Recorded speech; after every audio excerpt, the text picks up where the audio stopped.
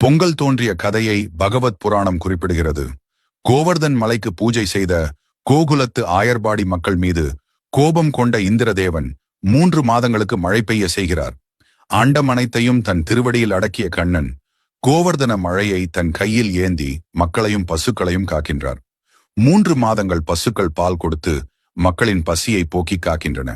மார்கழி முடியும் நாள் இந்திரன் தன் தவறை உணர்ந்து மழையை நிறுத்துகிறார். ஆயர்பாடிக்கு திரும்பிய மக்கள் தனது வீட்டில் சேதமடைந்த பழைய பொருட்களை வீதியில் வைத்து எரித்தன. அதுவே போகி பண்டிகை என கொண்டாடப்படுகிறது.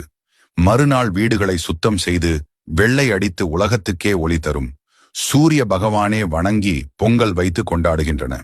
மறுநாள் மக்கள் பசியை போக்கிய பசுக்களுக்கு விழா எடுத்து கொண்டாடப்படுகிறது. இதுவே தை திருநாள் ஆகும். இந்த ஆண்டு இனிய ஆண்டாக அமைய வேண்டும் என கடவுளை பிரார்த்தனை செய்யலாம். என் நண்பர்கள் அனைவருக்கும் இனிய தைப்பொங்கல் நல்வாழ்த்துக்கள்.